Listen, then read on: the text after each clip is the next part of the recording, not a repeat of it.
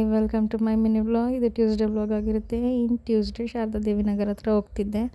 ಹೋಗ್ಬೇಕಾದ್ರೆ ಇದೊಂದು ಲೈನ್ ಸತ್ಯ ಅನ್ನಿಸ್ತು, ಅದಕ್ಕೆ ಒಂದು ಕ್ಲಿಪ್ಪಿಂಗ್ ತೊಗೊಂಡೆ. ಆಮೇಲೆ ಎಲ್ಲಿಗೆ ಹೋಗಿದ್ದು ಅಂತಂದರೆ ನನಗೆ ಸ್ವಲ್ಪ ಅಪಾಯಿಂಟ್ಮೆಂಟ್ ಇತ್ತು ಹಾಸ್ಪಿಟಲಲ್ಲಿ, ಬ್ಲಡ್ ಟೆಸ್ಟ್ ಎಲ್ಲ ಬರೆದಿದ್ರು. ಸೊ ಹೋಗಿದ್ದೆ. ಬ್ಲಡ್ ಟೆಸ್ಟ್ ಮಾಡಬೇಕಾದ್ರೆ ಡಾಕ್ಟರು ನಿಮಗೆ ಏನು ನೋವೇ ಆಗೋಲ್ಲ, ಆ ಥರ ತೊಗೊಡ್ತೀನಿ ಸುಮ್ಮಿರಿ ಅಂತ ಅಂದ್ಬಿಟ್ಟು ತೊಗೊಡ್ತಾಯಿದ್ರು. ಇದೇನು ಫಸ್ಟ್ ಟೈಮ್ ಅಲ್ಲ, 3-4 ಸತಿ ಬ್ಲಡ್ ಟೆಸ್ಟ್ ಎಲ್ಲ ಮಾಡಿಸಿದ್ದೀನಿ. ಆವಾಗಲೂ ಕೂಡ ಈ ಥರ ನಿಧಾನಕ್ಕೆ ಮಾಡಿಕೊಡ್ತಾರೆ, ನಗಾಡಿಸ್ಕೊಂಡು ಮಾತಾಡಿಸ್ಕೊಂಡು, ಒಂಚೂರು ಏನೂ ಗೊತ್ತೇ ಆಗಬಾರ್ದು ಹಾಗೆ ಮಾಡ್ತಾರೆ. ಆಮೇಲೆ ಚೆಕಪ್ ಎಲ್ಲ ಮುಗಿಸ್ಕೊಂಡು ಹಾಗೆ ಟ್ಯಾಬ್ಲೆಟ್ಸ್ ಎಲ್ಲ ತೊಗೋಬೇಕಿತ್ತು. ಟ್ಯಾಬ್ಲೆಟ್ಸ್ ಎಲ್ಲ ತೊಗೊಂಡು ಇನ್ನು ಡಿ-ಮಾರ್ಟ್ ಹತ್ರ ಸ್ವಲ್ಪ ಕೆಲಸ ಇತ್ತು, ಹಾಗೆ ಗ್ರಾಸರೀಸ್ ಎಲ್ಲ ತರಬೇಕಾಗಿತ್ತು ಅಂತ ಡಿ-ಮಾರ್ಟ್ಗೂ ಕೂಡ ಹೋಗಿ ತೊಗೊಂಡು ಬಂದೆ. ಆಮೇಲೆ ಹಾಗೆ ಬರಬೇಕಾದ್ರೆ ನನ್ನ ಮಗನಿಗೆ ಎಕ್ಸಾಮ್ ಇದ್ದಿದ್ದರಿಂದ 12:30ಗೆ ಬಿಡ್ತಿದ್ರು. ಸೊ ಅವನು ಕರ್ಕೊಂಡು ಮನೆ ಕಡೆ ಬಂದೆ. ಇನ್ನು ಮನೆಗೆ ಬಂದಮೇಲೆ ನನಗೆ ಅಂತ ಆನ್ ಡ್ಯೂಟಿ ಅಡುಗೆ ಕೆಲಸ ಇತ್ತು, ಅದನ್ನು ಕೂಡ ಮಾಡೋಕ್ಕೆ ಸ್ಟಾರ್ಟ್ ಮಾಡಿಕೊಂಡೆ. ಏನಂದರೆ ಚಿಕನ್ ಸಾಂಬಾರು ರೆಸಿಪಿನ ಇವತ್ತು ಶೇರ್ ಮಾಡ್ಕೊತಾ ಇದ್ದೀನಿ.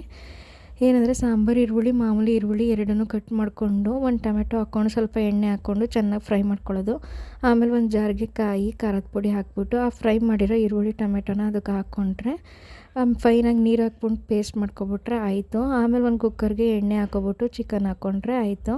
ಚೆನ್ನಾಗಿ ಅದು ಸುಂಡುತ್ತೆ. ಆಮೇಲೆ ಸ್ವಲ್ಪ ಅರಿಶಿಣದ ಪುಡಿ, ಸ್ವಲ್ಪ ಉಪ್ಪು, ಒಂಚೂರು ಲೈಟಾಗಿ ಖಾರದ ಪುಡಿ, ಚಿಕನ್ಗೆ ಖಾರ ಹಿಡಿಲಿ ಅಂತ ಹಾಕಿದ್ರೆ ಆವಾಗ ಚೆನ್ನಾಗಿ ನೀರೆಲ್ಲ ಡ್ರೈ ಆಗದಂಗೆ ಆಗುತ್ತೆ.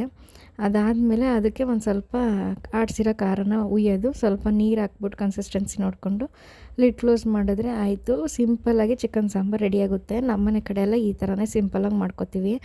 ಇದೇನಪ್ಪ ದಿನ ಇವಳು ಚಿಕನ್ ರೆಸಿಪಿನೇ ಹೇಳ್ತಾಳೆ ಅಂತ ಅಂದ್ಕೋಬೇಡಿ, ಯಾಕಂದರೆ ನಮ್ಮ ಮನೇಲಿ ಚಿಕನ್ ಮಟನ್ ಇಲ್ಲದೇ ದಿನವೇ ಕಳೆಯಲ್ಲ.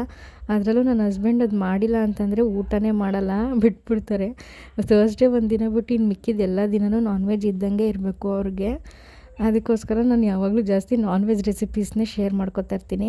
ಇನ್ನೊಂದು ಕಡೆ ಕಬಾಬು ಕೂಡ ಕಲಸಿಟ್ಕೊಂಡೆ. ಆಮೇಲೆ ಈ ಕಡೆ ಬಂದು ನೋಡಿದ್ರೆ ಅಡುಗೆ ಮುಗಿಸ್ಕೊಂಡು ನನ್ನ ಮಗ ಸೌತೆಕಾಯಿ ಎಲ್ಲ ಬರೆದು ನನಗೆ ಇನ್ನೊಂದು ಕೆಲಸ ಕೊಟ್ಟಿದ್ದ.